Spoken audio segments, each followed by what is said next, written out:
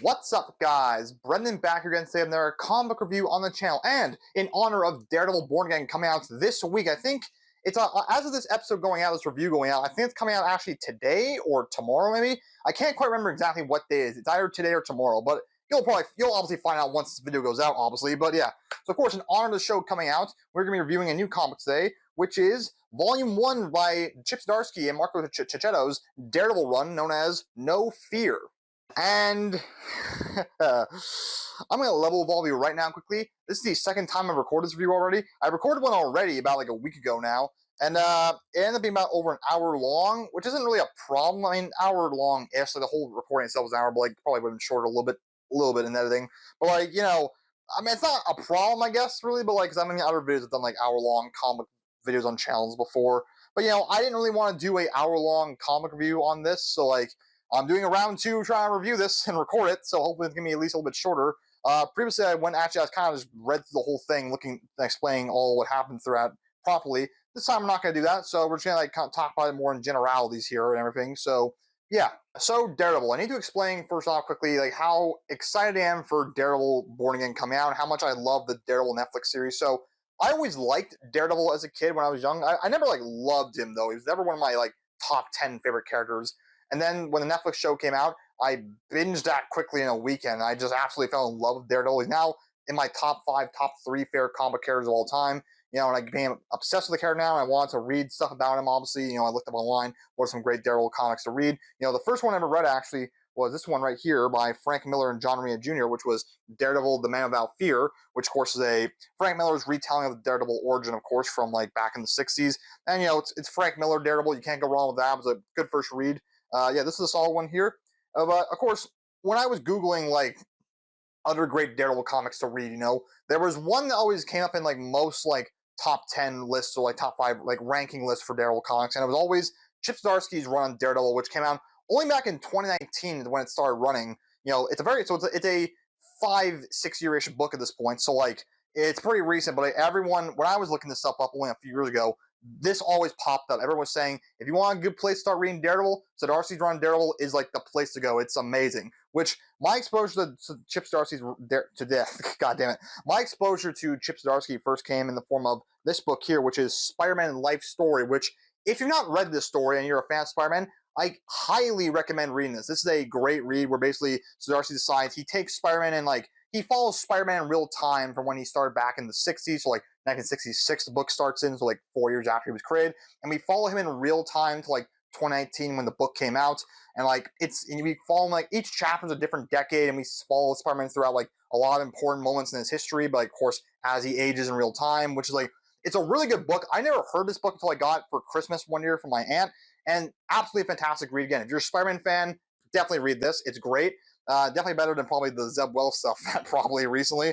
And yeah, this is my introduction to Chip Zdarsky. So then when I heard he was doing a Daredevil book, I was definitely hooked immediately. And yeah, this is a solid read. I'm definitely going to read the rest of the series. I do have Volume 2. I have not read it yet because I've been waiting to like do this review first so I can at least review this book without prior knowledge of what comes like next in the series. So yeah, so I'm definitely going to read it soon and everything. But yeah, Chip Zdarsky and Marco Checchetto do absolutely amazing work in this book. And Marco Checchetto, some of you might be also familiar with Checchetto's work. Of course, currently he's drawing the Ultimate Spider-Man book here, which he's doing a great job as well. And even recently, the last comic book review in the channel, which was Sam Wilson Captain America #1, he did the variant cover for the copy I have. So yeah, again, I've recently been a bit more exposed to Checchetto's work, and it's quite great.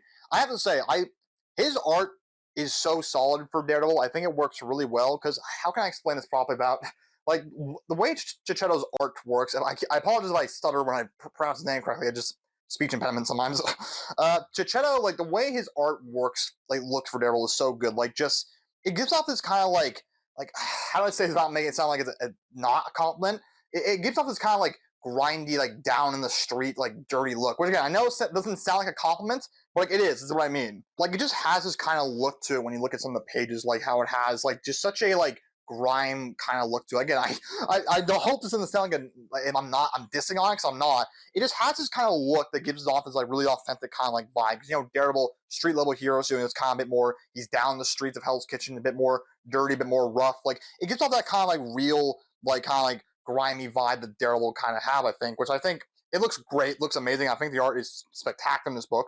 And I also gotta shout out the new costume they give Daredevil in this book as well, which it's not a totally different like new costume or anything like that at all. Like it's because there's not much you can really do with like redesigning Daredevil's costume, because once he got the red costume back in the 60s, like that was pretty much it. There were of course a few other new costumes you would get here and there, like his 90s one, but like or the Netflix show, but like for the most part, like they would keep it pretty like the same, like pretty consistent. There's not much you can really do to like change it up, because it's usually just kind of a pure red suit. There's not too much you can really do, but the little changes they do to it in this book, I think really elevate and make it look really good here. Like he's got some extra like lines going down like his like torso and the head that adds nice detail to it. His boots look more like actual like kind of like, I don't know, army military kind of aspect. Not exactly like that, but they're more like actual like boots and rather than like spandex kind of like boots you'd wear, which those look nice.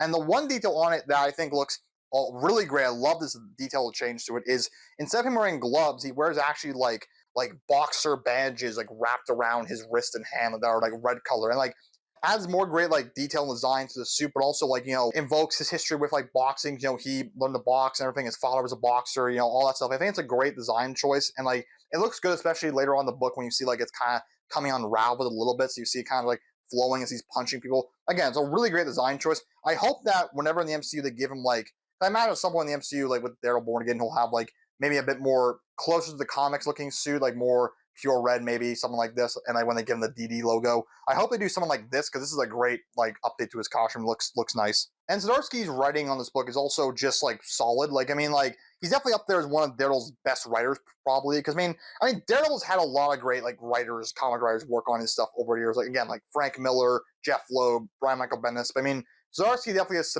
submitted himself in this book here. I mean, just like he handles like the way like Matt talks really well, how like Kingpin talks really well, the Catholic part of Daredevil's history and all that. Like all that he handles really good. Like it's really great. There's some great dialogue here. Like I'm gonna get some of it because it's like I remember reading this being like, oh, that's sick. That was really cool. The premise of this book basically is that so Daredevil recently has returned to Hell's Kitchen to fight crime again after recently being injured. The book doesn't really elaborate. I mean, I'm not exactly sure what happened previously that caused him to get injured. In the book, at one point when it starts off, Matt Murdock, after he's like picked up a lady and they go back to his apartment, to the bang, he mentions to her that like he got hit by a truck recently because he's taking like pain meds. I'm not sure if that's like just a cover. He's telling the lady to like not give away his secret, or like something else, or maybe it is, or maybe something else happened to him. I'm not entirely certain, but most comics, when you read them, there's always like some prior stuff that may have happened that you might not be aware of when reading them. Like it happens a lot with comics. This one though, like a good book, like it's not dependent on you knowing what happened beforehand, because like again, they just tell you, okay, Matt was injured recently, it's been kind of like recovering a little bit, but now he's back. That's all you need to know. You don't need like the specifics about, okay, here's the whole story breakdown. Did you know what happened there? Well, if you don't, well, you're kind of screwed here. No, it's just like he was injured, he's come back now. That's it. That's all you need to know. And which I think is great. It definitely helps get like jump in this book very easily, because like he's injured, that's it.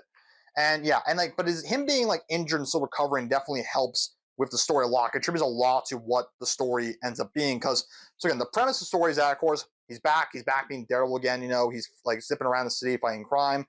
Kingpin's also mayor at this point now in the comic as well, and also there's a new cop in town, a detective named Detective North, who's like, he's absolutely not for Daryl. He thinks he's just like freak who's not here to fight for justice. He's here just like, he likes fighting people. He's there to actually, he just enjoys like the violence and like beating people to a pulp like that. So that kind of character. One night though, Daredevil was out. The first night he came back out, he was fighting some guys, and he's still like, he's not 100% yet. He's getting his ass kicked a little bit, and doesn't go well. It was kind of sloppy. There had been an explosion at the liquor store. They were robbing a liquor store, and it wasn't great. But after that fight, the next morning he discovers that one of the guys that he fought has actually now died, and the police and reporters are all blaming that Daredevil was the one who caused the man to die. Of course, Matt's like, I did not do that. He's telling everyone, like Foggy and his friends, like, no, I did not kill this guy. Someone's framing me. Like someone has, like Kingpin's probably framing me again, like always. And so now Matt's like running around the city trying to figure out, okay, who did this to me? Who tried to frame me? Who killed this guy? And he's running around talking to doctors that did the autopsy, like looking on Kingpin and everything. But of course, being he's wanted right now for the alleged murder of this man, the cops are on his tail, including Detective North. So it's Deadpool, Daredevil trying to run for his life and like are fighting for his life to try and figure out what's going on and everything and all that. I apologize, I'm not talking 100% correctly here apparently. But yeah, that's the basic premise of the story, that he's trying to figure out like what happened here. Like there's no way he could have killed him. And of course, we're going to full spoilers in this book. Of course, we're talking about everything that happens here. So it is like, as we go through the story, at some point he does get into a fight with Detective North in the middle of the street. Again, Detective North, like, he shoots him in the shoulder, and they get into a fight, and they get into a boxing fight, actually. And Daredevil tries getting some, like, good grace with the cops, because he mentions them, like, hey, how's your partner doing that I helped save a while ago? And how about that family I helped save over there? And they're like, yeah, they're all doing great, and they want us to tell you thanks and everything. So, like, he's showing the North that, like, he's respected here. People do like what he does. But North's, like, think every cop here is just an idiot, because, like, why are you letting this guy in a mask run around, like, dictating what happens, everything? And basically, afterwards, he does get beaten because, he's injured and everything from being shot and still kind of not 100%. And he gets arrested, taken in. But then, out of nowhere, surprise appearance by the Punisher. He shows up and, like, frees Daredevil from the police car, which I remember, like, reading this, like, late one night. I was just going to read one chapter of it, and then I was going to go off and, like, I don't know, it was late. I think I wanted to either, like, watch something or, like, play a game a little bit before I went to bed, so I'm not really sure. But then, like, after, like, Punisher showed up at the end of the chapter, I was like, oh no, I gotta keep reading. I gotta keep reading more of this now. Because, like again, it was a really good book. That's how you know it was a good book. So it got me hooked. I was like, oh no, I gotta keep reading now. Because, like, especially when you get Punisher involved. When Punisher shows up in the story, like with Daredevil specifically, of course, like, it's always great stuff when, like, they're together, because, it's like they're different ideologies, how they handle things. Daredevil, like, he'll beat people up violently, but, like, he's not gonna kill anyone. Punisher's, like, gonna just execute them on the spot, So it's always interesting seeing them, like, get together and everything. It's always great dialogue. And, Punisher's actually now, like, commending Daredevil for, like, oh, you're finally seeing the light of day, Red. You're finally on my side, like, killing the bad guys and everything. Although he does tell him that, like, killing the liquor store robber is a bit much, maybe. I don't think I've even done that. I mean, all right. But, he has him here at this, like, base operations right now, where he has a member of Leland Owlsley, aka the Owl, who's a crime gangster guy in New York. He has one of his guys hostage there. He's trying to interrogate and figure out this, like, thing he has going on later on tonight, some shipment. And B, of course, he's talking with Daredevil and everything, telling him how, like, it's great you're not holding back anymore, but I want to make sure you're not a phony, Red. I want to make sure, like, you're actually seeing the light. You're not just being like a pathetic and everything. Like, he's calling him out for always being like, hey, again, like, saying how you're actually, doesn't directly say it, but he is saying how, like, you do kind of, I feel like you kind of enjoy this stuff, Red. Like, to say that you're doing this for justice and you're above the law, running around the street in a Halloween costume, just beating people with a stick, like, nah, you're not above the law, like, Matt, you're just not. The exact line he tells Daryl is this: all you do is break the law, but here's the deal. You can't break what you're above. You dress like the devil. You're operating on a whole different level, and you know it. What do laws mean to the devil? And even right before that, he says, you pretend like you care about victims, but you always let the scum live to make more victims for you to care about. I care about victims, willing to be the monster, to be strong so they can have the luxury of weakness. So, Red, am I right? You done being phony? And of course, just like the great conversation between Daryl and Punisher, that if you've seen the TV show, of course, it's still there. Just their dichotomy, trying, like, going back and forth with each other, saying how, like, no, Frank, you're trying to justify justice with murder. You're just a psychopath who wants to kill people and everything. Like, well, no, you're the freak who's trying to justify, like, letting the scum live so they can keep more people being killed and hurt every day. Like, so many loved ones are hurt because of the decision to not kill anyone. Like, it's always great dialogue between the two of them and everything. And, like, where I really got interested, I was really hooked in this chapter, was, like, at some point, he tries telling him, like, when he has a gun point to, like, the gangster's head, he's like, are you going to try and tell me this guy's going to be, like, the next big thing? He's going to be the next Tony Stark. He's going to become a saint, like, donate to charities or whatever. You're really going to tell me that? And Daredevil does admit, like, okay, I admit he will probably not do anything like that. He's a bad person and everything. But, like, you're saying he'll hurt more people's families and loved ones. He has loved ones, too. So if you kill him, his loved ones will lose him and everything. And Punisher's like, all right, Red. And, like, it's such a Frank Castle moment. So he then lets him go, but then the guy's running around trying to find an exit, and he's like, oh yeah, thing. There's no exit here, really, is there? And he's running around, and he's like, I'm going to kill you, Punisher. So he grabs a gun to shoot him. Punisher was already ready for that and pulls out the shotgun and just bang, kills him. And, like, Punisher's like, I got to hand it to you, Red. What's the exact thing he said? That better, Red? Find a guy who will put up a fight, then kill him in self-defense? Sound familiar? That work for you now? Which, like, is such a asshole jackass move from the Punisher, like, okay, I'll let this guy live. Oh, he's gonna shoot me now. Oh, well, hey, it's fine. Self-defense. He pulled the gun first. I had to. It was like, am I right to defend myself? It's such a Punisher moment, but it's like so great. And just, it leads to this whole fight. They end up having like a very quick fight, really, where like Punisher, like he's got kind of Daredevil on the ropes. Like they're fighting him, but like, it's kind of pinned down a little bit because Punisher's got like all these guns and everything and all that stuff. Because, he's now mad he killed the guy, and Daredevil's not there. Punisher's disappointed that, great, so you're not the same, Red. I hope you change, but you clearly haven't. But he still tells him that he knows he's a killer deep down somewhere. He sees the glee when he fights, of course, once again. He tells him stuff like, I bank on you not stopping me, on you growing up and finally doing what's necessary. Maybe I'm a fool. Maybe I need to listen to the math. Sorry, Red.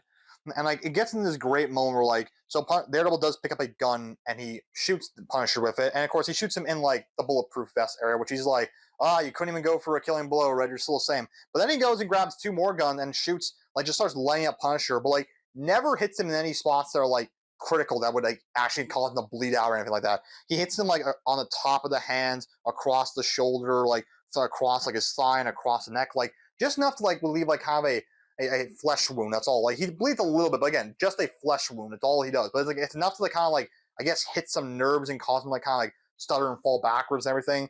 And we get this really great moment that I was like, this is sick, where he's like, Frank, do you have any idea at all what I can do? The level of carnage I can unleash with a gun in my hand. The number of dead if I decide to be like you. It's no contest, Frank. You're amateur hour. You're a demon, sure, but I'm the devil. And then he fires both guns at these like explosive barrels or something, or some kind of barrels in there that cause an explosion, which then he's like, goddamn stupid move now, because like now there's like all the explosions and sounds like messing up his like hearing everything. So he's like, goddamn it, that was a stupid move. But like when that moment happened, I'm like, that is sick as shit. Like I was like, that was so cool, because like comparing to Batman, really, like Daredevil, like Batman, like of course he will never use a gun. That's completely against his code. Like of course his parents were killed by guns, so like he'll not use a gun. Like perfect example of that is shown in Batman Beyond, where late 50s, early 60s, Bruce Wayne is still fighting crime and everything, but not realizing that his body can't really keep doing it. He gets in a bit of a heart attack in the middle of a fight, but then of course he has to start getting his ass beat. So then he has to grab a gun and like points at that thug. Doesn't shoot him, but is used as a fear tactic to like make him stop fighting him, which then makes him realize, like makes him quit and like never again, because he broke his one rule: he use a gun in any capacity. So like Batman, of course, like he will not use a gun. That breaks his rule completely, and that will just like ruin him. But like Daredevil, clearly here, like he's not like Batman. Like obviously he won't go out to the street with a gun with the intention to kill someone, but if he's put into a scenario like this where he can, like, if he has to use a gun, he will, and he's proficient at it. Like clearly here, looking at this, like seeing how like he's the devil, he knows how to use a gun. Like clearly that shows, I think, that Matt, he is clearly like trained with a gun, or like knows how. If you were to ask Matt like how to reload a gun, how to cock the gun, how to like clean the barrel, like he probably knows how to do all that, which I think is like really interesting. And it makes Daredevil kind of really scary, because then later on afterwards, after he defeats Punisher, he goes to fight the Owl's men, like sees what stops this like shipment or like deal they're doing right now, and because again he's still kind of injured from like the fight with North and like from the previous injury, and also with Punisher. So like what I like about Punisher, like again, also unlike Batman, if Batman were caught in a situation where he's kind of like injured a little bit and there's a bunch of guys there, he has a bunch of tech in his utility belt or his bat suit or his Batmobile or whatever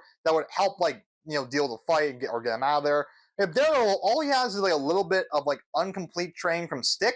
So like if he gets in a situation like that where he's kind of cornered, he turns into a wild animal, because you see like as he's doing this, like he's fighting a guy who's wearing a bit more like enhancement armor and everything. So and he can't obviously fight that guy. So like he grabs a chain, connects to the truck that's driving away, and like just wraps the guy in it, and like then he just gets dragged by the truck with Daredevil still on him. Then he starts like riding on top of him as he's like just scraping against the road like a surfboard, and then he crashed him into a car, and then he grabs his gun and like shoots at the tire on the thing, and then a bunch of guys like just start charging at him. So he just grabs a door off a car and uses it as a shield. Like he just gets wily. Is what I think is so cool. He just gets like, I'm gonna fight y'all. I'm just gonna get wily. Which like it's like that quote from Watchmen where it's like, I'm not locked in here with you.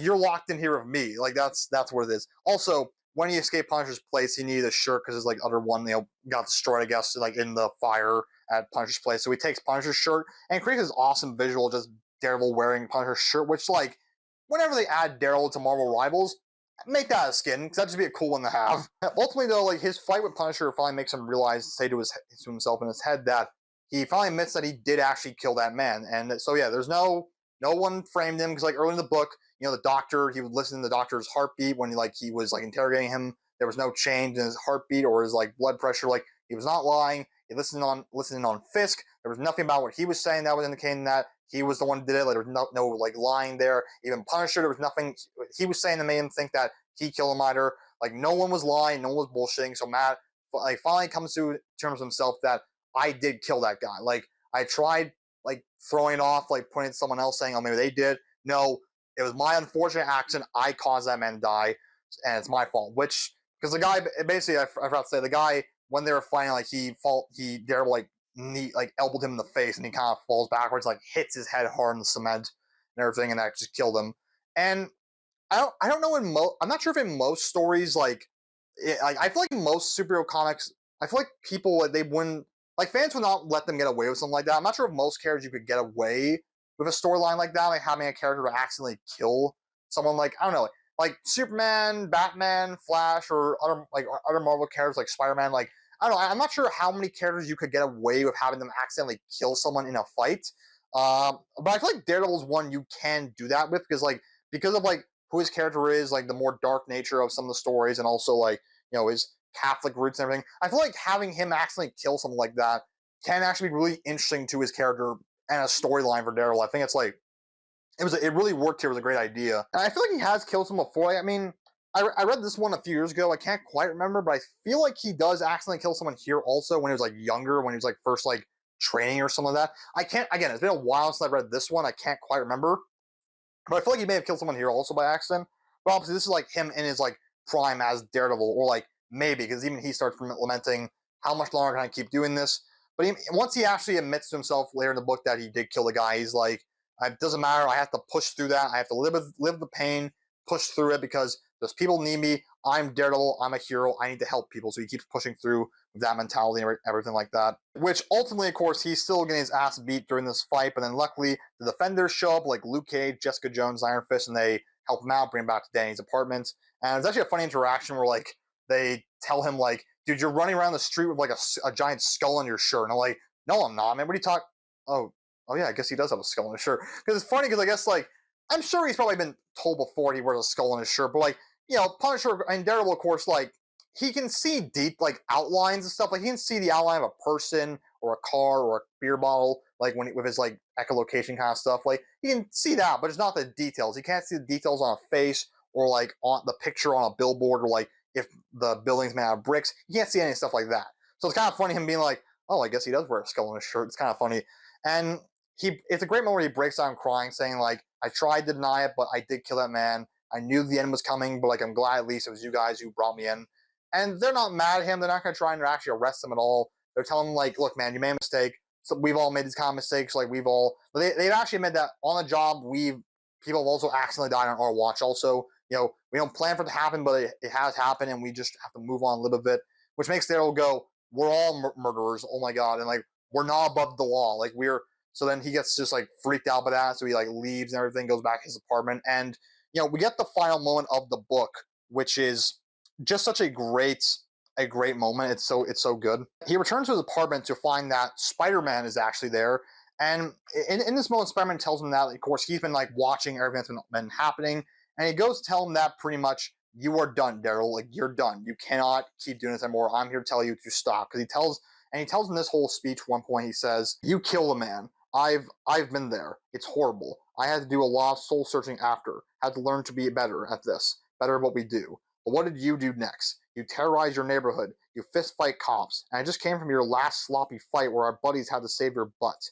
You're a mess. You're in trouble and on a suicide mission, and I'm here to tell you you're done.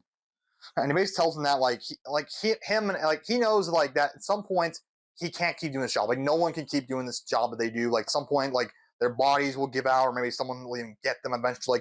Like at some point they'll have to quit. Like they can't keep doing this anymore.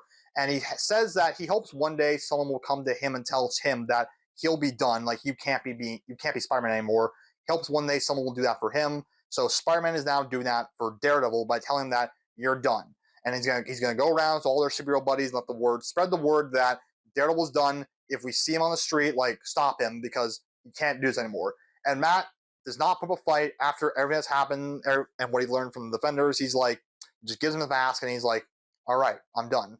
Everything. And it's such a good, cause also it's such a good moment because like it really shows how impactful and powerful Spider-Man is as a character, like how he should be. Like when he first showed up the apartment, he can sense Spider-Man in there and he says he's pure power and doesn't even know it. The best of us.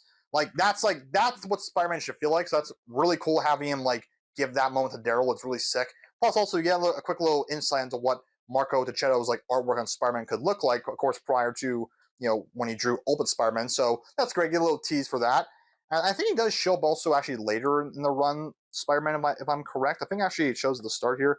Yeah, like in Volume 3, apparently he does show up again in the little tease of some of the stuff here. So I guess we'll see him more later on in the run. Obviously, of course, Daredevil, like he's not done. Like obviously he'll come back as Daredevil, but like, again, it's such a great moment. Just like sets Matt at a really interesting point in his life right now as being Daredevil and like everything. It's such a good moment. And the book also, like throughout the book, I forgot to mention, there's a bunch of points. The book has a lot of like flashbacks to like earlier years of Matt when he's a kid or like a teenager or like adulthood when he was first being like starting out as a vigilante when he's going to confession. And all these scenes have like relevance to the story, like in some way or another. The first two, like the first one when he was a kid, when he was first dropped off by his dad, is talking about how he got in trouble because he broke into this bully was like stole a bunch of his friends' baseball cards, so he broke into his house and took them back for him. And the father tells him that you did the right thing by standing up for justice, but the real problem here is there are rules. Like men do have to follow rules and everything. We have to follow rules in society. But he basically tells him that the ultimate problem here I see is that you got caught. That was the real problem. And another one when he's blind now, he's like telling him how like I know you're angry and blaming God for this, but like honestly I think God did this for you for your future. I feel like you can see the world in ways we can't now, and I'm trusting you. I know you're mad, but like God has a reason, and He gave this to you as a gift, pretty much. And like those two, I guess, kind of relate to like what will happen later of Daredevil in the book. Like him being Daredevil, of course, like his gifts of like being a superhero, helping out people with his abilities, and I guess the first one's about him getting caught when he murdered the guy. I'm not sure exactly what that first one relates to, but the next one is when he's first wearing the black suit. He goes to like confess how like he like saved some people, but he used violence to fight them off and like help people. And the father tells him that like of course there's always unfortunate violence in doing the right thing, but like if you're actually doing it intentionally to do the right thing, then that's not a good thing. We shouldn't be using violence to help people, which like that's more relevant to like the story, definitely, because of course he used violence to help people and look what it led to. Someone died. And the final one that helps end the story is when he goes back to the father, not even a proper confession. He shows him that he's wearing the yellow suit now, tell him now, like, this is who I am, this is how I help people, and that's that. And the father tries to tell him, like, this is not who you are, Matt. Like, your father did not fight, so you could do this. And also, you have to see, like, you're running around in a devil costume, like, trying to help people. Like, are you not realizing this? Like, please, like, renounce the devil, renounce this violence in you, which that's how it kind of bookends the story, where after he gives up being Daredevil, Spider-Man, that quote is, like, replayed in his head saying, renounce the devil, renounce the violence. And it's really good. It's really solid. This is a great first volume here. I cannot wait to read the rest of the series because I'm gonna pick up the rest of the series because super good. So yeah, honestly, if I had to rate it, I guess maybe like a 10 out of 10. Maybe I didn't rate the last comic, but like it's a really solid start. I cannot wait to read the rest. Zdarsky's writing is super good. Ticchetto's art is amazing. Just all the stuff with the themes and the story, like it's super interesting. I cannot wait to read more, and I cannot wait to watch Daredevil Born Again. So yeah, thank you for watching. I hope this review was actually shorter than the first one I did. Take a quick little look at my audio recording. I'll know how long I've been going for. 30 minutes, not shabby, not too bad. A whole half hour short, so that's great. All right, so yeah, once again, amazing book. If you're interested in Daredevil, and I haven't like spoiled it too much for you, I mean I pretty much did, but like, if you're still interested in reading this, because even still, with what I said, I still highly recommend you go out and read this yourself, because it's like it's amazing. It's a great, excellent place to start with Daredevil. So yeah, highly recommend it. And yeah, thank you all for watching. Tell me, are you excited for Daredevil Born Again? Are you a fan of Daredevil? I am very much so. So I can't wait for that new series. And also Punisher's gonna be in it again. So very fitting we reviewed this. So yeah, did I mention that Kingpin's mayor in this book? I think I did earlier on. I couldn't remember now. I'm kind of like scatterbrained. There's a funny thing also I remember, because ironically, so right before I read this, I read volume 1 of Nick Spencer's Amazing Spider-Man run from 2019. So around the exact same time as this, Fisk was also mayor in that book, and he appears in it. And it's funny because Fisk is kind of outlawed vigilantes in New York a little bit, people like Spider-Man, Daredevil, Moon Knight, whoever else are there. He shows no not happy with them. Of course, he no, screw those vigilantes. They're no good. He does that for all characters, of course, of course Daredevil especially. But the only one he's fine with that he shows actual positive stuff towards is Spider-Man, ironically. He shows in Amazing Spider-Man how much applaud this hero here, folks. Spider-Man saved the day once again. Which he does it just to spite Peter. He does it just to annoy the shit out of him, because he's because I think with Daredevil he can't really do that with him, but with Spider-Man it's more fun to just piss him off with that, have him, Mayor Wilson Fisk, on his side backing him, and it pisses off the superhero community because they look at him why do you got Fisk backing you, Spider-Man? Which of course it's kind of funny, honestly. I'm he makes all of them I hate all of you except that Spider-Man guy. That guy's cool. It's kind of funny. So yeah, there was a storyline actually called Devil's Reign that dealt heavily with him being mayor. So I'll have to read that probably at some point also during the run of this. So yeah. All right, that's enough of that now. So I just want to get that off my chest. And yeah, thank you all for watching. Please, once again, tell me you're excited for Daredevil Born Again. I very much am so. And yeah, stay tuned for more comic reviews on the channel, wherever they might be. We will probably definitely, if you want me to, I'll review more of this Daredevil series. I would love to. It's really good. So yeah, stay tuned for more videos on the channel coming soon. And I'll see you guys all later. Goodbye. Hey, it's Yuri Lowenthal here. You might know me from this Marvel Spider-Man games or other places as well. You're tuned in to 100 Bomb Studios. Hit like and subscribe, but only if you like really, really nerdy stuff. Because that's why I'm here.